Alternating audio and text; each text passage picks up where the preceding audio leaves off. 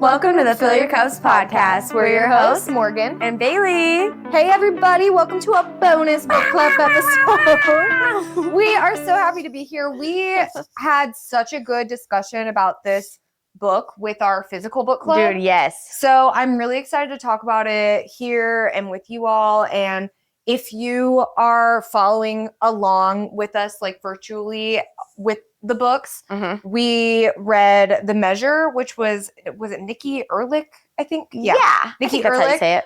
This last month. So that was for May. And there was so much good discussion. Yeah. Julia, our sister Julia, picked this book, and part of it was because she said she read it. She had already read it, and she reread it for book club, but she had already read it, and she said she still thought about it like on the daily, just on the regular.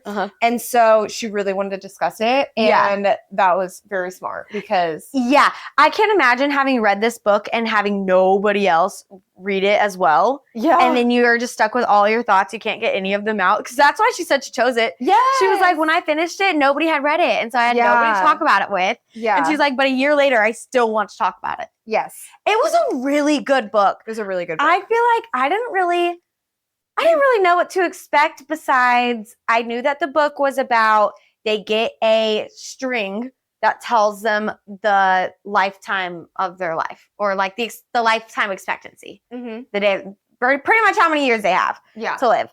And so I knew that that's what it was about. But I really appreciated that every story did make you think. It wasn't so fiction. Like it was, but it wasn't just about, like, it wasn't, you know how sometimes whenever you read a book, you kind of come out of real life and you get into their lives instead? I felt like it wasn't like that this time for me. Like, I loved the stories. I loved the characters. But I felt like when I was reading them, I felt like I was reading about something that could actually happen. And that it was like a next door neighbor kind of thing. Like, oh, this could be happening. Reading someone's actual story. Yes, exactly. Instead of a complete, like, fiction story. No, I totally get that. And I feel like maybe even reading it kind of like out of the newspaper, or like as an article or something like that. You're like, you're disconnected enough from it that you're not like immersed in it, and you're not like taking on the feelings and whatnot of a character. But you're still invested because you want to know how their story goes. And I feel like saying like it was reading out of a newspaper is very accurate for the way that I felt when I was reading it. I thought so I was like, too. oh my gosh. Yeah, I really, really liked it. I felt like it could have been a story like that a grandma told me or something. It was this crazy time. And we talked about this a little bit in book club, but it almost felt like the world was kind of how it was when COVID happened. Because I didn't even know the string thing going into the book. I went into the book totally blind, had no idea what it was about at all. But I loved it, and I felt like with the premise being overnight, everybody got these boxes, didn't really know what to do. It changed the world slowly but surely, and kind of became a political issue and a religious issue and a race issue and just all sorts of a poverty issue, like just all sorts of topics that came up and really were illuminated in this book. It did feel a lot like COVID times, kind of. And obviously we're still not totally out of that. Like we're out of the pandemic, I guess. But it really did spur a lot of discussion and honestly a lot of division and things like that. And so I just thought that the book was a really good narrative on people and how we behave in those situations. Me too, because I feel like even, like, I also thought about COVID, but then I thought about every type of discrimination that there is. Pretty much. And this is how people act in every type, whether it's like money or whether it's race or whether it's your gender. Like, I feel like this book did a really good job of, it felt applicable for every single type of discrimination that there is. Because it's just the way that humans act. And I loved, I don't feel like you got to talk about this much, but how did you feel about all the different POVs? Because I feel like there was like 8. I loved it. I really felt like it came off like a Frederick Bachman book. Yes, it did. And I like Anxious People and A Man Called Ove, or however you say that. And I felt like it was very similar to those setups. And I really love his writing style. I know some people could take it or leave it, but it felt really similar to those kinds of setups where you have all these points of view and some of them connect more than others, but by the end, you get how they all are kind of connected, like a little bit, kind of like the Invisible String kind of vibe. It reminds me, this kind of book reminds me of those movies like Valentine's Day and New Year's Eve, and what's the other one that you always talk about? Christmas one. Not Love Actually. Love Actually. Okay, yeah. I always think Crazy Stupid Love, and I'm like, I know that one's not that's not it. Although that one also has connections. True. But Love Actually. Yeah, and so I think that I just really, really appreciate that kind of writing style. Me too. And I think it's so fun to bop around with different points of view. Yeah. Did you think that there were any points of views that you would have taken out? I didn't. I know some people in book club said that, but I really liked them because I feel like, I really liked all of them. So did I. I felt like all of them were really important. And I know that the people who were saying that they could have done with less was just because they wanted more from other points of views, which I totally get. But I was like, even for the guy, how am I already forgetting their names? Anthony. I wanted to call him Kenneth. But even for Anthony, who is like he's in the Senate or whatever, he's literally running for president. But he's a dick. Yeah. Even for him, he's a horrible person. He was obviously a villain, but I thought it was really important to read how someone in politics feels about that at that time, because he took like his nephew having a short string, supposedly, and ran with it to like use for his benefit. Yes. And I was like, yeah, that's how it would go. And then you had things of the people being like, oh, I love this guy. Like, he just says how it is and blah, blah, blah. And his nephew's sitting right there like, no, this guy sucks. Yeah. But like, that's how politics go. Like, you don't actually know anything. You're just hearing what they're feeding you and choosing what you're going to believe. So I thought that was so important to have in there. Yeah, I really liked it. We did talk a little bit about that and whether or not it was important to have him. But a lot of the time, I feel like when there is a bad character or a villain character or something like that, it kind of justifies my negative feelings toward them to read from their point of view and be like, God, you were so slimy and gross. And just see that point of view full blast, you know? Because obviously you could see it from Hank's point of view and from Maura's point of view. From these people that are more normal. Yes. Yeah. And even Jack, who is his family member, but you know, you hear about Jack's history with like, oh yeah, he came into the family and this was how it was and it was always kind of weird and whatever. But until you get Anthony's point of view, you don't realize how he really is malicious and he really is selfish. But like thinks he's doing it for the better good. Yeah. Like when the boxes come out and him and his wife are like, no, this is from God. Like he's giving us this opportunity to beat the other politician, basically. Like this is a good sign from God. He did it for us. Gross. And it's like they truly believed that. Yeah. And I always think that that's cool. I don't know what it is, but like when people, like, it reminds me of like Jehovah's Witness and stuff like that, about how people hate when they come to their doors. And I'm like, they're just doing what they think is right. Honestly. Like, you can't be that mad at them for annoying you because this is truly what they think their life's mission is. Yeah. I'm not going to be mad at them. I might be like, I don't agree with you, but I'm not going to be mad. Yeah, I can't remember there's a really famous video from an atheist, and they used to play it in church all the time.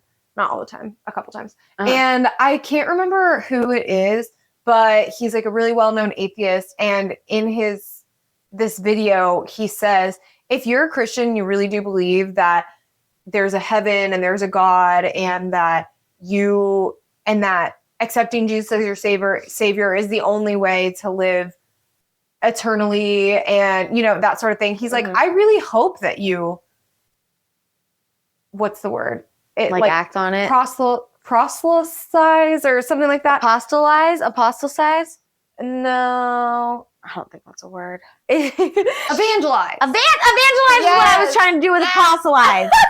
Evangelize. Dang it. Evangelize. That's what I think. But anyway, okay, we really got off to there. Yeah. But he, in this video, it's a really famous video, and he's like, I really hope that you evangelized me. Like, if you actually believe that that is true, then I would hope that you wouldn't leave me. Like, it would be really hateful of you to not come to my door and talk to me about that. If you thought that my literal eternal soul was in jeopardy. Yes, if you truly believed that. Yeah. So all that to say that I get your point about these people, and when they, they truly believe that that is the case, obviously they're going to act on it if that's truly what they believe. Yeah. And Anthony truly believed that these strings were a gift from God, and like he could make it work to his advantage. Crazy. Like, he's crazy. Yeah. But I thought that was such a fun POV. Yeah. And that it was an important POV that you get, and you're like, what? Yeah. Something else that I really, really liked that we didn't talk about in physical book club was, I just think that's crazy we didn't talk about something. Oh my gosh, we had so much to talk about. Yeah, but something I really liked is, because I really like when TV shows and movies do a good job of incorporating a minority without it being so obvious, like, okay, that person's in there because they're Hispanic, the minority, or because they're LGBTQ or something like that. And I really loved that one of the main points of view were two lesbians. Mm-hmm. Yeah, I really, really loved that, because they really, that was not the focus of them. Mm-hmm. The focus for them was their experience with this crazy phenomenon and being given very different strings and just like being together as a family and their marriage and all that. And it really, or their partnership. I mean, they did get married eventually, but I mostly just meant like their relationship, right, and stuff. And I really, really liked that. I don't really feel like it was made a big deal that they were lesbians. It was just literally just their relationship and who they were as people. Mm-hmm. And I think that sometimes in books and movies, they like throw in a minor character to make it more. It's like they're checking boxes. Yeah, like and just to make it more inclusive, I guess. And I mean, I would, to be honest, like, I'd rather that than making it exclusive. Yeah. Because I think it is important to include all different types of people in our forms of art and have expression everywhere that we and representation everywhere that we go. But I really love when they do a good job of like, this is just a part of them. It's not, this is not why they're in it. You know? Like, no, they're in it because there's so much more to them as a person. Yes. And this is just than this identifying thing about them. Yes. No, I agree for sure with that one. I thought it was funny at the beginning that it goes for a little while before you know if they're partners or roommates or friends, just because it doesn't really like go into depth about it. And I thought that was a cool thing, that if it was a man and a woman, you probably would have automatically assumed that they were together. But because it was two women, you're like, I don't really know what the vibe is. But then it does say like, oh, she's my girlfriend or my partner or whatever they call it. And so, I thought that was interesting, of definitely like different social dynamics and stuff, but that it was just a part of the book. Yeah, it was just a part of it. It wasn't a focal point. I really, really like that. I really appreciate when movies, TV shows, books do a good job of making that's just like a characteristic. It's not their character. Yeah, for sure. Let's talk about Amy. What did you think about Amy? I feel like there was a lot of people talking about Amy at book club. Yeah, I liked her. What did you think? I liked her too. I felt like, I was like, guys, we don't, because there's people being like, and she didn't look at her friggin' strings, which is true, because she like almost doesn't stay with Ben because of his short string, but she didn't know that she also, like, I mean, spoilers, but this is a book club episode, but she didn't know that she also had the short string, and people were like, she didn't even know her string, and I'm like, but that's just how life is all the time. Yeah. We don't know our strings, and so I'm like, I wasn't mad at her at all. Like, I would have done the same thing probably, of being like, do I want to get involved with this guy who's going to die in 12 years? Yeah. I don't really know if I do. Yeah. Like, I thought it was valid.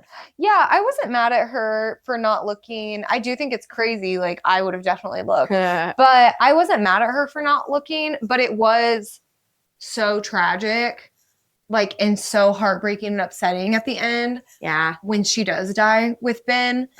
And I should have seen it coming. Like, I felt like when it happened, I was like, oh, duh. This is going to be the gut wrencher twist at the end. Yeah. Because she's the only one that we see their point of view that never looked at her string. Yeah. And it was so sucky. And I did feel a certain way about them leaving their kids, you know? Oh, But, yeah. But I'm not, like you said, I'm not mad at her. Like, if this is morbid, but if any of my friends that are pregnant right now found out, I don't know, like, if any of my friends who are pregnant right now, like, lost their lives in the next few years, that's just life. That's just life. Yeah. Yeah.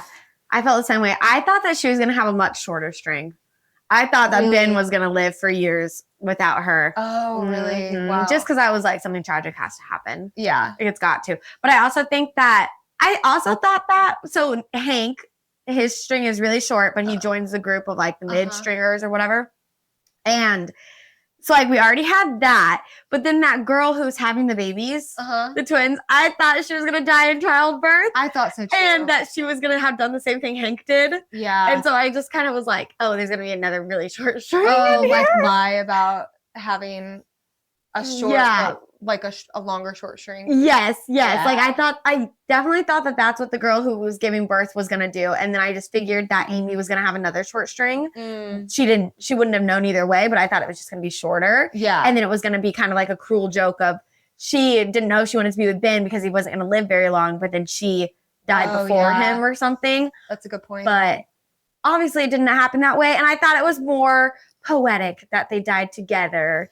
I did too. I did feel bad for Nina, who never wanted kids and ended up with kids. Yeah. But when we were in book club, I said this. I was like, I mean, I don't want kids, but if God forbid you or Julia or someone died that had kids, obviously I would take in my niece or nephew. Yeah.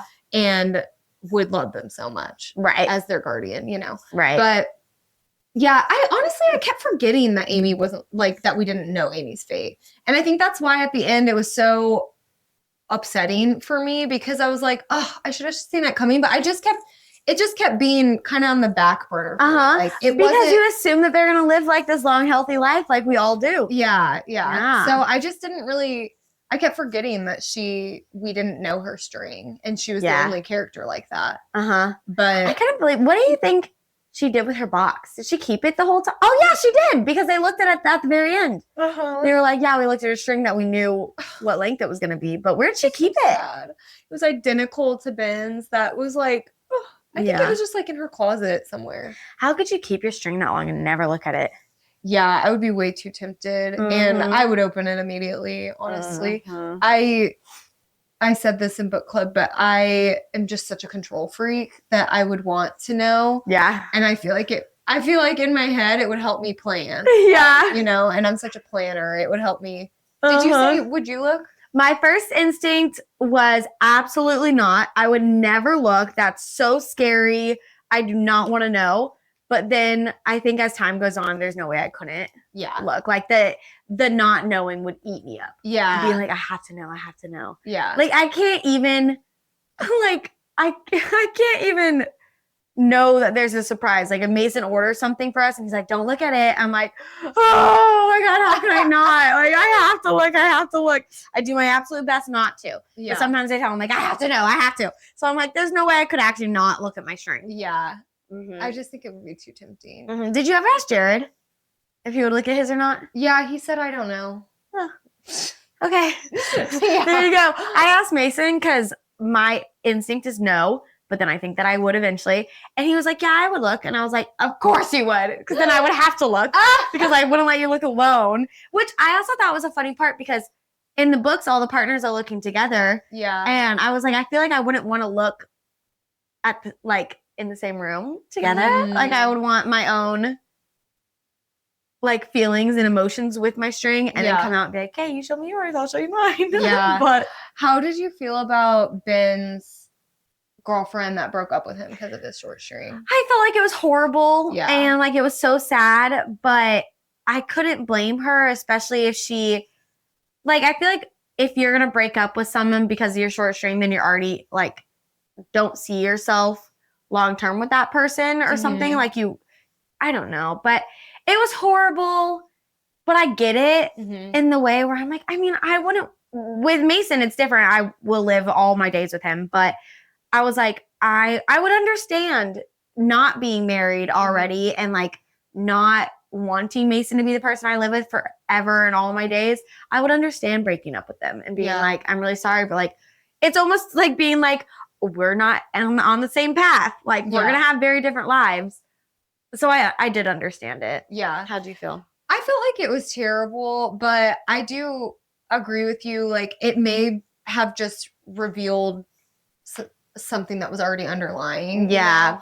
You know? And I felt so terrible for Ben because already he is going through this grief of his life that's only going to be 15 years or whatever longer. And so he's already going through all that. And then on top of that, his his partner decides they don't want to be a partner. And they have been together for a while, I think. I think like so. Like 4 or 5 years. Yeah, I think so. And so it made me really mad at her. But like you said, I couldn't necessarily blame her. It was probably revealing of an underlying issue that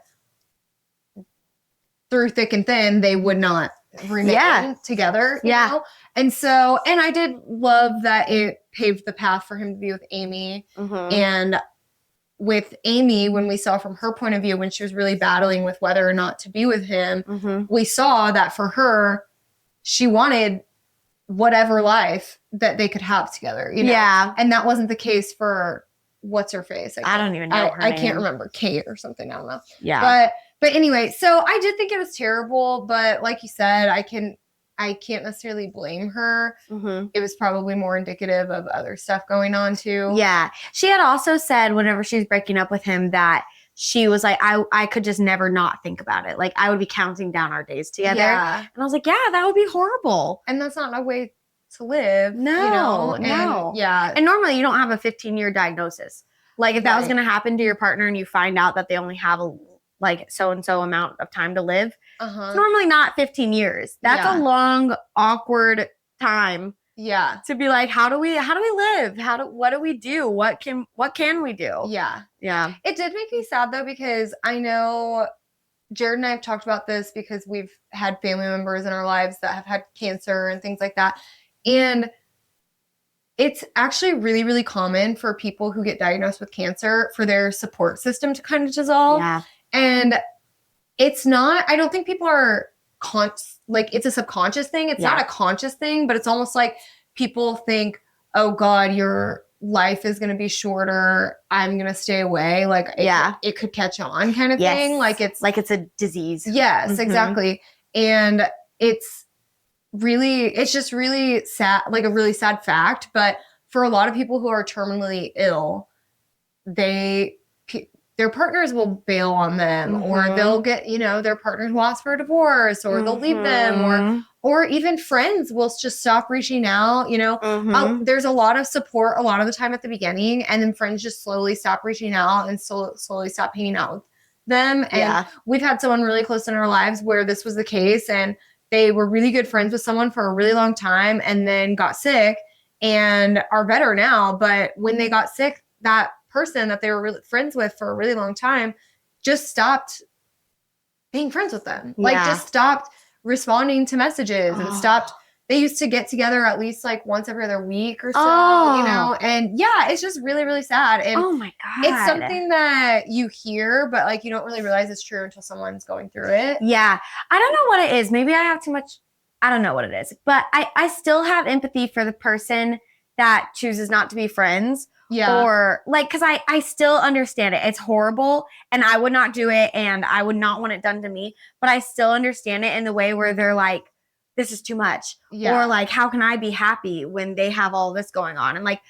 And so I'm like, oh my God, like it's so horrible. But like, I can imagine how they're feeling as well. Yeah. And it's awful. I do tell Mason that if I ever die or I ever get really sick, he can go. He always says he won't. But I say, you can, okay? I won't blame you. Yeah, I don't know. I do empathize with them. But I'm like, go to therapy or something. And then still hang out with them. I don't know. I'm just like. No, it's not right to do at all. Yeah. They should still be in their lives. Like the person themselves are not changing. Yeah. Like they're still that person. They're just got the short string or whatever it is. And so, yeah, you should still be in their lives 100%. Yeah. But I do see it of being like that. It would be so hard. Yeah. And I think it's, having like a thought experiment book like this is good to just face the reality of your relationships and stuff. Because if someone getting a short string or getting a cancer diagnosis or something like that, if that is something that is going to break a friendship or relationship or something, then it's like what you said before, with how they're like on different paths or whatever, like maybe it just is indicative that you actually are not in it. Yes. Don't need to be that close with that person or something. Yes. Like, don't wait until that happens. Like be, I don't know, intentional from the beginning. We talk about that all the time on the episode or on the podcast. But I feel like to me, it's more, it's like you were never actually really friends then. Yeah, I actually had a turning point in the book where, and I talked about this at book club, but where I like was empathizing with everyone. And I was like, I would understand why Amy wouldn't want to start the relationship with Ben. I understand why Ben's person left him. Like, I understand all these things. But then whenever Amy and Nina are having their fight and Amy's like, how do you know you want to get married? Like, you're going to be a widow. You're going to be stuck with all this, blah, blah, blah. And Nina says, that's just marriage. Like, when you get married, you take the vow to love each other through sickness and in health. And, like, you never know what your partner's life is going to look like. Like, you just assume that's going to be long, but you don't know. I was like, damn, she is so right. Yeah. Like, we don't know. Yeah. We assume that we will live, like, we assume we will all die together like they do in the Notebook. Yeah. We assume and hope and pray that will happen. And you never imagine a life with a short string kind of thing. But I was like, wait, that's so true. So yeah, if you can't love your partner through sickness and in health and through whatever kind of tragedy comes your way, then yeah, you should not be like, that is not your partner. Yeah. Or like that, then that is not, I don't know. You know what I mean? Yeah. But whenever she said that, I did think, I was like, oh, she's so right. Yeah.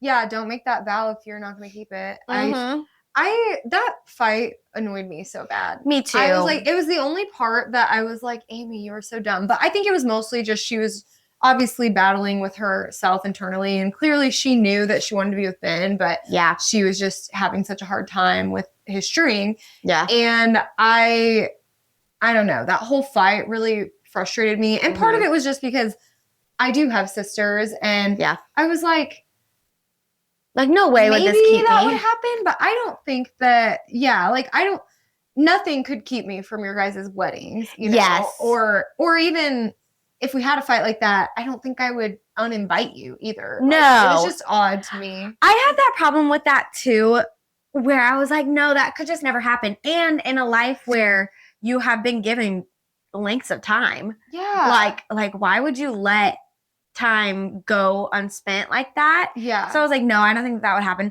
But I would have really loved to see like Maura reach out to Amy and be like, hey, your sister needs you here. Like, I'm not going to be here forever. You need to be there for your sister kind of thing. Like, that would have been cute. I felt like that would have been really cute because I was also like, I don't feel like Maura would have been okay with her fiance's sister not being a part of their lives, especially with how close that they were.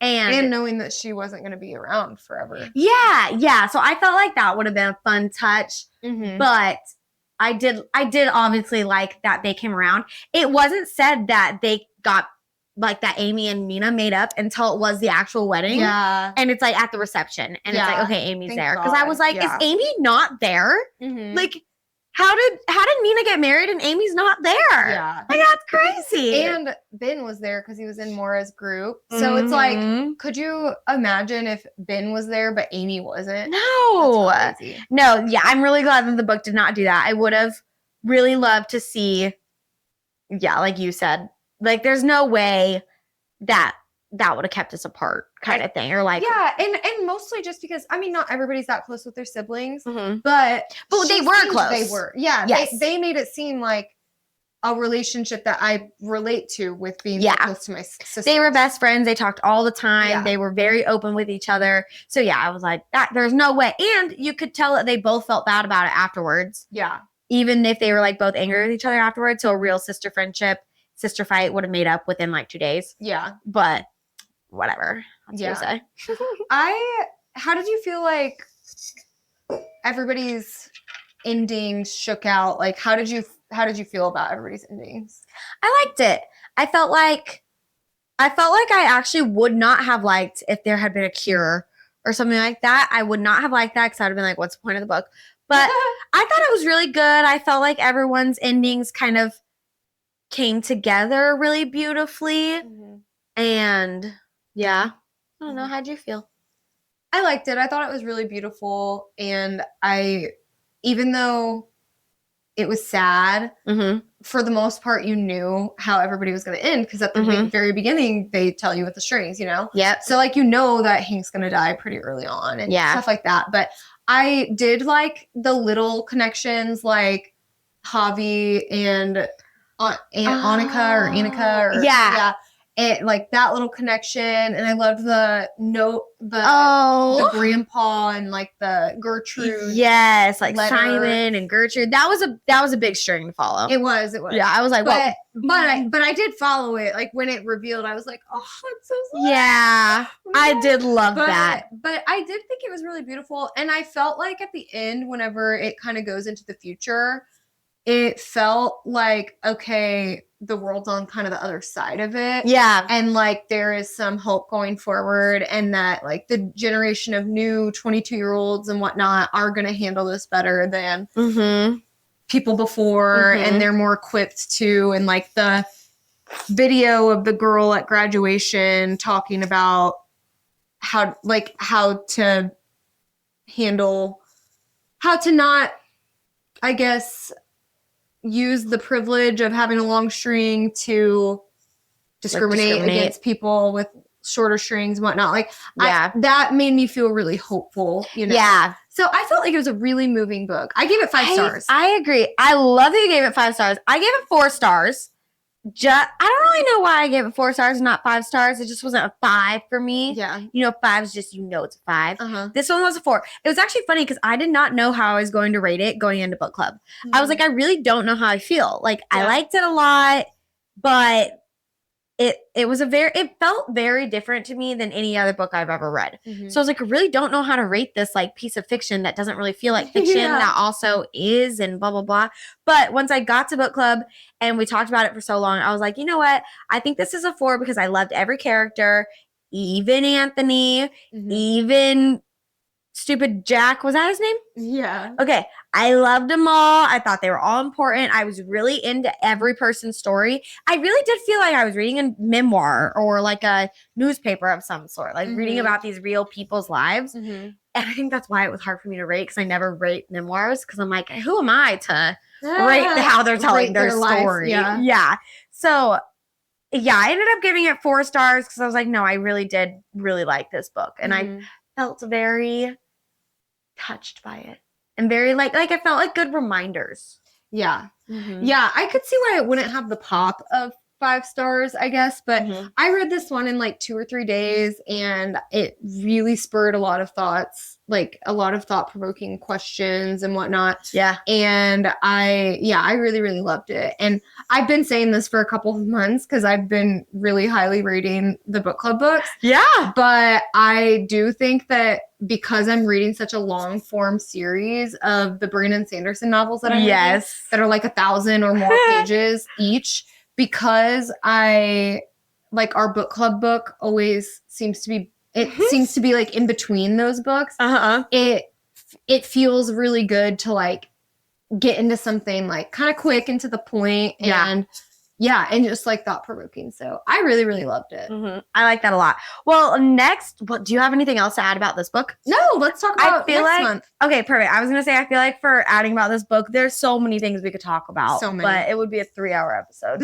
So we're going to move on to our next month book club book. It is Shelby's Choice is what I was going to say, which is pick and choice. It's Shelby's pick this month, and she's doing We Ride Upon Sticks by Quan Berry. And I'm really excited for this one. I'm pretty sure it's about like a hockey team in Massachusetts during the Salem witch trials. Oh, cool. So I don't really know besides that, because that is the description she gave us. Okay. Because we normally go into these books blind. But I'm really excited for it. I think it sounds like such a fall book. And Ooh. just because Salem Witch Trials, that feels Oh, folly. yeah. But I really I think I had said that at book club, and Shelby was like, oh my God, I know. Like, I was trying to find one that kind of fit with more of a summer vibe, but I couldn't find one. And Madeline was like, I love fall. If I can feel like it's fall all year round, I will. And Shelby was like, me too. And I was like, I like that. And I was like, yeah, sometimes choosing your books based on the season does not work. Yeah. Because that's what I did for my first book club choice. And I was like, this book sucked. But actually, it didn't suck. But it wasn't the book I wanted. It was just like, okay. Yeah, it was just okay. But that's what it's called. So we hope you guys join us for that one. Yeah, it's We Ride Upon Sticks by Quan Berry. Mm-hmm. And it says the genre is, because I don't know much about it at all. No. Is coming of age, mystery, and historical fiction. I love all those categories. Yeah. So I think it'll be interesting. I'm excited about it. And the cover is really cute. It is. I know. That's why it also reminds me of fall. I'm excited for it. Well, I hope you guys join us, and I hope you guys enjoyed this episode. Yes. Woohoo! All right. Until next time. Cheers.